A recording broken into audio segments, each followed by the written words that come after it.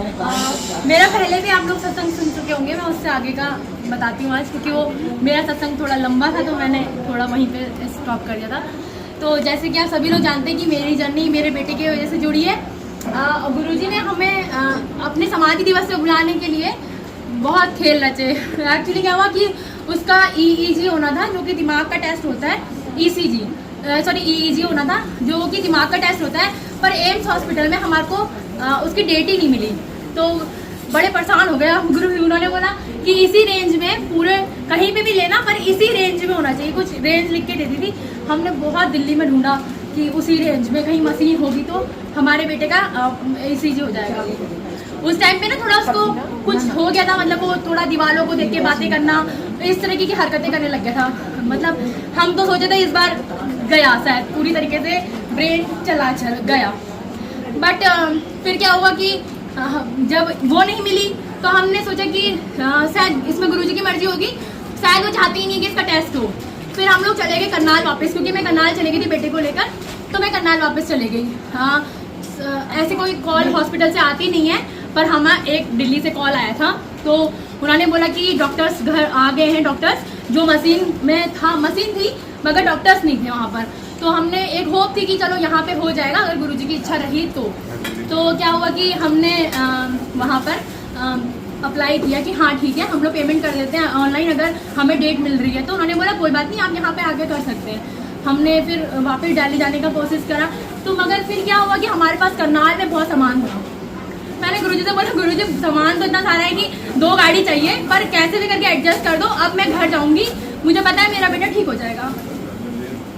तो मैं करनाल में जो थेरेपी उसकी चल रही थी उसको वहीं पे स्टॉप करके बहुत पैसे दिए थे हमने, पर मैंने उन पैसों को देखा नहीं। मैंने सोचा चलो छोड़ो, ये शायद इन मैम का देना होगा कर्ज, इसलिए मैं आई और मैं चले गई। फिर बेटे को लेके हम लोग वापस अपने जहाँ हम लोग रहते हैं वहीं आना हमने सोचा।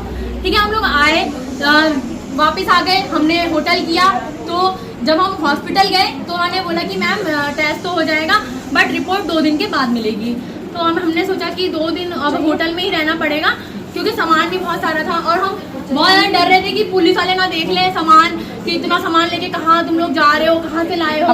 तो मेरे हस्बैंड ने कहा ऐसा करते, काले वाले वो लगा देते कवर, कोई नहीं देखेगा। तो मैंने कहा हम कुछ ऐसा होता कि गुरुजी मतलब किसी की नज़र में नहीं आने देते सामान, ऐसे तो बाहर खड़ी करने में बहुत रिस्क है। तो एक भैया पी गए थे, उन्होंने बोला आप ऐसा करो मेरे गैराज पे खड़ी कर दो गाड़ी, वहाँ पे कोई फर्क नहीं पड़ेगा। और गुरुजी की कृपा से हमने वहाँ गैराज पे खड़ी कर दी। अभी इधर बार बार फोन में जब भी सत्संग सुनने को लगाओ तो आए समाधि दिवस। अब समाधि दिवस तो हम जानते ही नहीं थे कि क्या होता है। तो मैंने कहा यार ये समाधि दिवस का कुछ आ रहा था, चले क्या? तो मेरे हस्बैंड बोले कि हमें तो हॉस्पिटल जाना है, कैसे जाएंगे, रिपोर्ट्स भी लेनी है। और फिर मैंने बोला कि हम हाँ कैसे जाएंगे। मैं बड़ा मन हो रहा था कि मैं बेटे को लेके जाऊँ। मैंने कहा यार गुरुजी ने यहाँ पे रोका है इतने दिन, तो हो सकता है कि गुरुजी को बुलावा हो। अब हमें तो समझ में आती नहीं थी ये चीज़ें। फिर मैंने सोचा कि हाँ एक बार ट्राई करती हूँ, फिर से पूछती हूँ कि क्या मैं बेटे को लेके, क्योंकि उनको हॉस्पिटल की हो रही थी, तो मैंने बोला क्या मैं बेटे को लेके मणिबंदर चले जाऊँ। मैंने कहा अकेले चली जाएगी, तू तो कार से गई है, कैसे जाएगी। मैंने ऐसे झूठ बोल दिया। एक भैया मिले थे, उन्होंने बोला कि वहाँ पर है, मतलब ऐसे ऐसे करके जाना। मैंने कुछ बोल दिया उनको। फिर मैं नीचे चाय, उन्होंने जा तू चाय पी ले पहले, फिर तो जो भी सोच रही है कर मिल लेना। मैंने कहा ठीक है, मैंने कर लूँगी ना पक्का। बोले हाँ।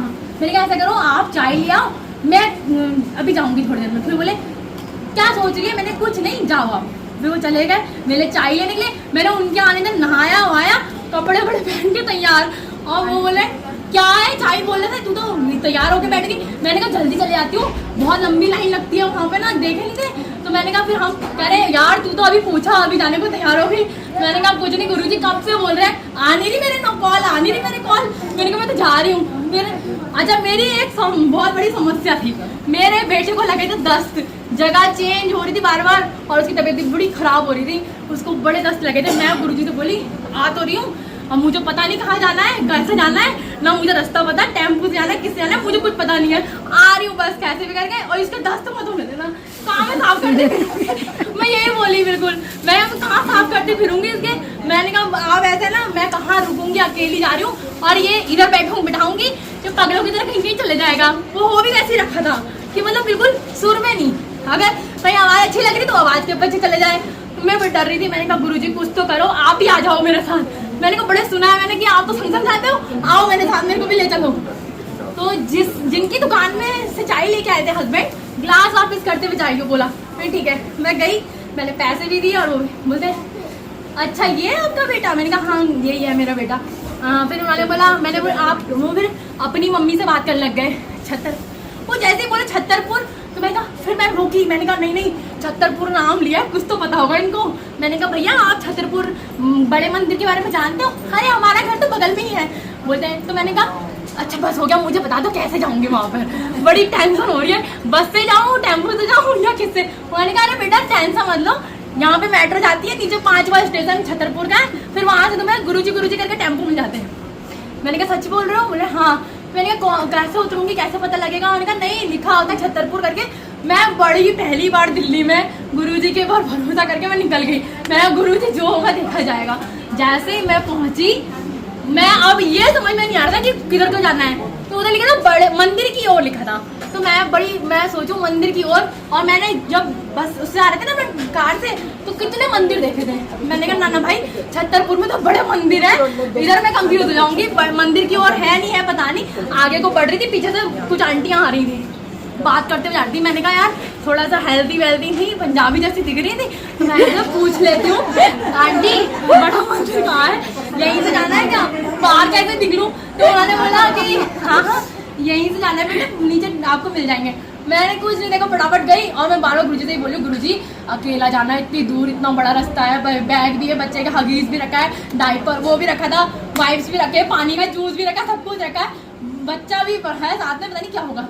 जैसे टेम्पो में बैठे, आप यकीन नहीं मानेंगे, एक आंटी हमारे साथ बैठी और वो पूरा मंदिर मेरे बच्चे को हाथ पकड़ के लेके गई, हाथ पकड़ के लेके आई। और मैं पता है बार बार यही सोच रही हूँ, हे भगवान गुरुजी आंटी सही होंगी ना, ये आंटी सही होंगी, आप ही हो शायद ना, ऐसे बोल रही हूँ बार बार। मैंने कहा बस गुरुजी मैं तो यही सोचती हूँ आप ही हो। मैं आगे निकल जा रही हूँ, आंटी मेरे को मतलब मैं सोच रही हूँ पीछे छोड़ती हूँ, क्या पता आंटी छूट जाए। मैं आगे आगे जा रही हूँ, आंटी पीछे पीछे आई जा रही है। मैंने कहा नहीं छूटने वाली है आंटी, मेरे को छोड़ के जाएंगी अब लग रहा है। फिर वो बाहर ले आई हूँ मैं। अच्छा मैं अपने बेटे को कुर्सी में बैठा रही हूँ, तो मैं चप्पल लेके आती हूँ, एक बगल में आंटी बैठी थी, उनसे बोल तब वो चप्पल वप्पल सब लेके आ गई। तो बोले मेरे को सेवा दी थी गुरुजी ने, और मैं चलती हूँ। जय गुरुजी, जय गुरुजी। और उसके बाद जो हुआ ना, मैं आपको बताती हूँ, मैं प्रसाद, क्योंकि प्रसाद मिलता है हाथ में वहाँ पर, जब कोई ऐसे फंक्शन होते हैं ना, तो मैं प्रसाद लेके आई। अब मेरा ना बड़ा मन दुखी हो गया, मैं ऐसे देने लगी अपने बेटे को। मैंने ऐसे ही बोला ले बेटा पकड़ ले, 2 मिनट मैं तेरे को जूते पहना दूँ, आप प्रसाद नीचे न रख सकूँ। मैं क्या करूँ? अब वो सुने ना ऐसा अपने मतलब अपनी दुनिया में था ना वो, तो वो कुछ सुने ना, तो मैं बड़ी रो के मतलब एक आंटी को पकड़ा दिया और बड़ा आंसू निकल रहे हैं, जूते पहनाई जा रही हूँ और बोल रही हूँ कि गुरुजी पता नहीं कब ये ऐसा करेगा कि सामान पकड़ेगा, कभी मैं ऐसे कहूँ बेटा सामान देखना तो देखेगा। और आप यकीन नहीं मानेंगे, इतने में एक सरदार जो आए 4 पैकेट लेके, मेरे पास तो 2 ही थे, वो 4 लेके उन्होंने मेरे बेटे के हाथ में दे दिया। अब यकीन नहीं, जब जूता पहनाते ऐसे सोच रही हूँ नहीं गिरा देगा, करेगा मेरा बेटा करेगा। मुझे ऐसा हुआ कि गुरुजी ने उनको दिखाया कि नहीं तू क्या सोच रही है कि ये नहीं करेगा, करेगा तेरा बेटा। मेरे को इतना ज्यादा वो जय गुरुजी, मुझे तो विश्वास हो रहा है कि ये करेगा गुरुजी। ये इनको पकड़ लिया। वो बोले क्या हुआ आंटी क्यों रो रही हो? मैंने बोला वो मेरा बेटा मेरा नहीं पकड़ा और आपका ऐसे पकड़ रहा है। मतलब उसने इतना दिमाग लगाया कि ऐसे पकड़े चारों थाली। मैं एकदम रोने लगी। मैंने कहा गुरुजी की कृपा से। वो बोले अरे चिंता ना करो आंटी, सब करेगा। मैं सरदार जी को लेके बड़ी खुश। मेरा सरदार जी ऐसे टेस्ट हो गया मेरे बेटे का, मेरे को भी हो गई तसल्ली कि मेरा बेटा पकड़ेगा। मैं मुझे रोते हुए देख के ना, जिन आंटी ने मेरा प्रसाद पकड़ा था उन्होंने मुझे बेटे को लॉकेट दिया। और गुरु जी की कृपा से आज यहीं पर विराम करती हूँ।